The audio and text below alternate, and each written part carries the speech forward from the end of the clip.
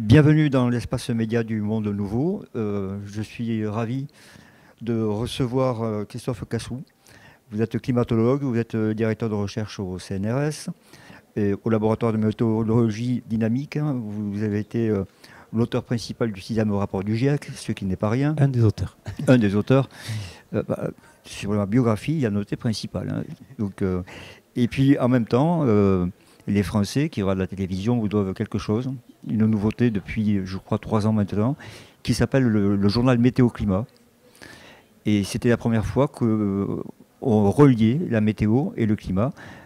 Alors, quelle est la philosophie de la création de ce journal Météo-Climat et surtout, pourquoi le téléspectateur ou les personnes qui nous écoutent actuellement doivent bien faire la différence ou pas entre météo et climat? Alors on est parti d'un constat qui est que en fait, le changement climatique, on le perçoit dans notre quotidien. On vit ce changement tous les jours, soit de manière personnelle, soit à travers des nouvelles du monde entier où les événements extrêmes deviennent plus probables, deviennent plus intenses, deviennent plus fréquents et aussi dans des lieux et des saisons qui sont inhabituels. Donc en fait, notre quotidien, c'est-à-dire notre météo, est affecté aujourd'hui par ce climat qui change. Et l'idée de ce journal de la météo et du climat, c'est de faire donc le lien entre les deux entités, les deux objets, qui regardent en fait le même système, mais d'un angle différent. On regarde l'atmosphère, on regarde le système climatique, incluant aussi l'océan. La météo le regarde sur un prisme de prévision de la temporalité des événements météo sur une échéance donnée, et le climat le regarde dans sa globalité. Moi, j'ai l'habitude de dire que, de faire une analogie, pour bien faire comprendre le lien entre la météo et le climat, c'est que la météo, c'est une séquence d'un film, et le climat, c'est le scénario du film.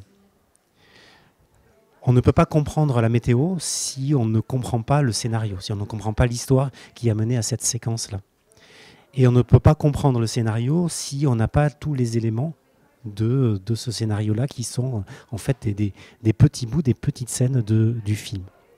Donc aujourd'hui, par cette analogie-là, moi j'essaye de montrer qu'on peut lier météo et climat, et en particulier pour les événements extrêmes qui, comme je le disais, changent en termes de fréquence et en termes d'intensité.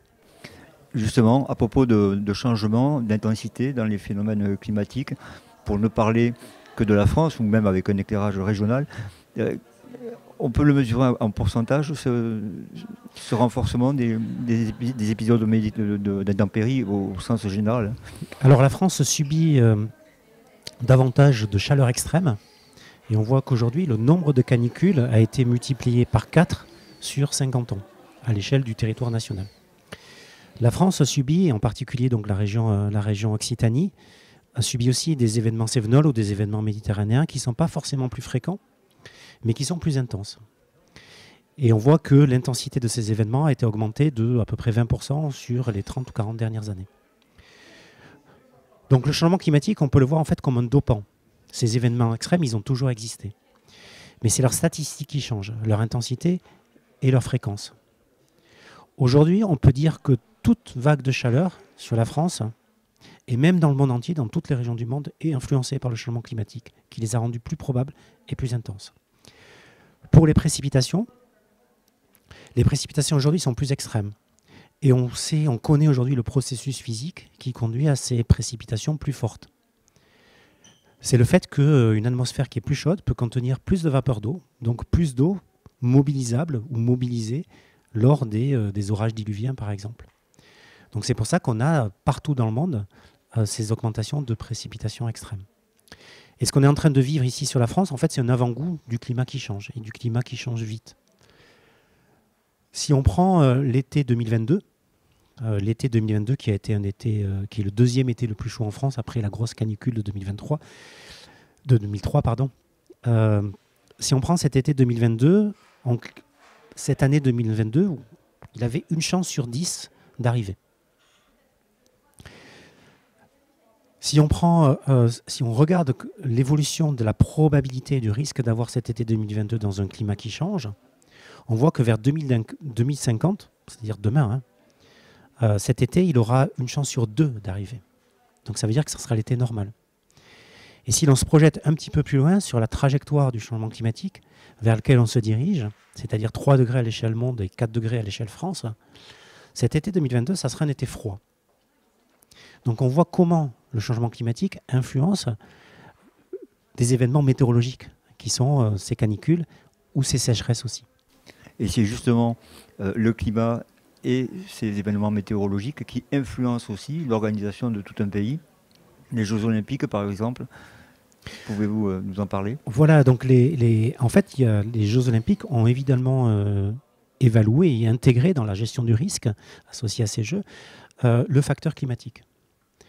Si on reprend la même analogie ou la même entité, l'été 2022 que j'ai évoqué juste précédemment, on va dire que cette année, à Paris, pendant les Jeux Olympiques, il y avait une chance sur 10 à peu près d'avoir des canicules de type 2022. Quand François Hollande a présenté la candidature de la France pour ces Jeux Olympiques d'été, c'était en 2014, et la probabilité, c'était une chance sur 30. Quand on remonte aux premiers Jeux Olympiques que la France a organisés, c'est-à-dire il y a 100 ans, on a fêté le centenaire, en 1924, c'était impossible d'avoir un été comme 2022. Et cet été 2022 a eu des impacts sanitaires très forts, 60 000 morts sur l'Europe, à peu près 6 000 morts additionnels, entre 6 000 et 7 000 morts additionnels sur la France. Donc la gestion de risque face à ces chaleurs extrêmes est importante, en particulier sur les enjeux sanitaires. Si on se projette dans le futur, cet été 2022, dans 10 ans, en 2034, il va avoir une chance sur 5 d'arriver. Et en 2044, dans 20 ans, on va dire une chance sur 3, une chance sur 2. Donc ça veut dire que Paris, en fait, une ville comme Paris, qui est très vulnérable aux chaleurs extrêmes, aura un risque canicule qui sera tel qu'il sera impossible d'organiser des Jeux Olympiques comme on a eu cette année. Donc on peut quasiment dire que c'est la dernière fois que la France organise des Jeux Olympiques d'été, en plein mois de juillet-août, dans une ville comme Paris. Idem, je suppose, pour des Jeux Olympiques d'hiver, puisqu'il n'y a plus de neige. Les prochains seront essentiellement basés sur la neige artificielle. Voilà, donc là, il y a un problème de ressources, de couverture neigeuse, qui diminue fortement, et en particulier en moyenne montagne. Donc il y a toujours une fluctuation, on appelle ça la variabilité interannuelle, c'est-à-dire des fluctuations d'une année sur l'autre, avec certaines années qui sont plus enneigées que d'autres, mais on a cette tendance lourde vers une diminution des quantités neigeuses, en particulier en moyenne montagne.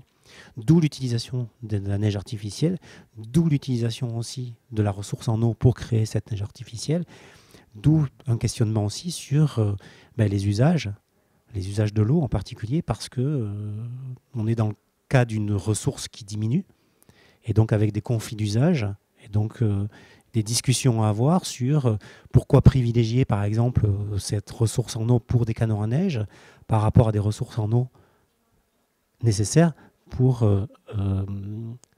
l'énergie par exemple, ou pour l'agriculture aussi. Donc on est sur des arbitrages, et on voit bien qu'en fait ces enjeux climat s'insèrent en fait dans l'organisation de tous ces événements-là, et s'insèrent dans notre vie quotidienne. Vous me disiez tout à l'heure que le temps que nous avons aujourd'hui à Montpellier est le reflet du changement climatique. En quoi? On a 25 degrés, du Mistral, de la Tramontane, un ciel changeant. Qu'est-ce qui, selon vous, à la date d'aujourd'hui, est vraiment exemplaire du réchauffement climatique? Alors, on a un réchauffement chronique. Donc, en fait, les températures aujourd'hui sont affectées par ce réchauffement chronique.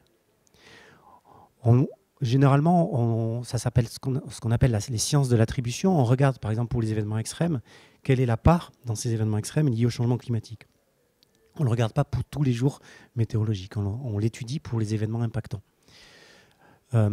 C'est pour ça que je partageais avec vous la conclusion sur le fait que toute vague de chaleur aujourd'hui est rendue plus probable par le changement climatique, parce qu'on a évalué ces changements de probabilité et ces changements d'intensité. On fait ça également pour les événements précipitants, comme les pluies diluviennes qu'il y a eu dans l'Europe centrale il y a quelques semaines, ou le cyclone qui a touché les États-Unis, qui a donné des pluies exceptionnelles.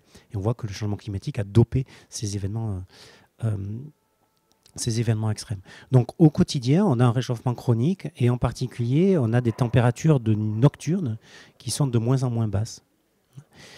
Et en été, on a des températures maximales qui peuvent exploser, on va dire, parce que en fait, le sol est beaucoup plus sec. Et donc, il n'y a pas cet effet refroidissant du sol par évaporation qui fait que l'effet du rayonnement solaire n'est pas atténué, n'est pas modulé par cette présence de vapeur d'eau. Bien, pendant ces 2 jours ici à Montpellier, on n'est pas là pour inventer un monde nouveau, mais pour essayer de réfléchir à comment il est possible de changer le monde dans lequel on vit, tant au niveau de la transition énergétique, tant au niveau du climat. Est-ce que vous êtes optimiste d'abord et à quel terme? Est-ce qu'on va y arriver à faire enfin diminuer la température globale? Alors, si on évalue les politiques publiques qui sont sur la table et si on regarde le niveau de réchauffement vers lesquels ces politiques publiques nous conduisent, on n'est pas sur la trajectoire de l'accord de Paris. Le seuil de 1,5 degré qui est inscrit dans l'accord de Paris va être franchi, et j'utilise le futur indicatif parce que c'est une certitude, au début des années 2030. On s'engage vers un réchauffement de l'ordre de 2 degrés à l'échelle planétaire autour de 2050 et vers un réchauffement global vers 3 degrés à l'échelle de la fin du siècle, même un petit peu avant, 2070-2080. Pour la France, on est un réchauffement qui est plus rapide. On est quasiment à 2 degrés aujourd'hui et on est vers 4 degrés à la fin du siècle. Donc on est on est sur une trajectoire qui peut s'apparenter à une sortie de route par rapport à l'accord de Paris. Donc si les politiques publiques restent à ce niveau-là, si aucune politique publique plus ambitieuse n'est enclenchée, maintenant et de manière soutenue dans le temps, on n'arrivera pas. On n'arrivera pas à respecter nos engagements. Et ces politiques publiques, alors elles ne se limitent pas non plus qu'à des solutions technologiques. Ces politiques publiques, elles s'inscrivent dans un changement, dans une transformation sociétale pour arriver à un monde bas carbone. Et c'est cette transformation sociétale sur laquelle les leviers sont très importants. Et le si, ce qui veut dire que vous n'êtes pas complètement pessimiste. C'est-à-dire qu'il y a encore des possibilités d'inverser la tendance. Alors, le dernier rapport du GIEC est clair, hein, tout retard supplémentaire dans une action coordonnée mondiale qui vise à diminuer nos émissions de gaz à effet de serre nous font rater la cible et menacent en fait l'habitabilité de la planète. Donc la question pessimiste-optimiste est compliquée parce que en fait je pense qu'on n'a pas le choix, il faut qu'on soit dans l'action. Je suis un petit peu plus abattu, on va dire aujourd'hui, dans la mesure où ces enjeux climat, on a l'impression qu'ils régressent. Ils régressent au niveau mondial et ils régressent aussi de manière forte au niveau national. Donc les indicateurs ne sont pas bons pour que la France respecte en fait ses objectifs de baisse des émissions de gaz à effet de serre. Il y a des retards dans des plans, la stratégie nationale bas carbone, le plan pluriannuel de l'énergie, le plan d'adaptation au changement climatique. Il y a des retards dans la publication de ces plans. Et chaque mois de retard, chaque année de retard, en fait, rend notre vulnérabilité plus grande. Et je pense qu'aujourd'hui, alors on n'est plus dans le déni du changement climatique, puisqu'on le perçoit dans notre quotidien. On le perçoit aussi pour rebondir un petit peu ce qu'on disait au début dans notre météo. On est dans un déni de vulnérabilité. On est dans le déni du fait où on croit qu'on pourrait s'adapter à ce climat qui change vite et qui change fort.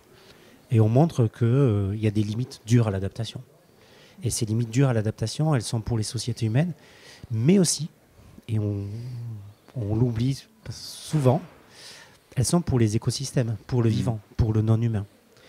Sachant que le non-humain, c'est notre meilleur allié pour lutter contre le changement climatique. Bien. Ces mots de conclusion ne sont pas très encourageants, mais on est au monde nouveau Donc je pense que la mobilisation générale est nécessaire à tous les niveaux. Et je vous remercie en tout cas d'avoir répondu à nos questions, Monsieur Cassou. Merci beaucoup. Au revoir. Au revoir.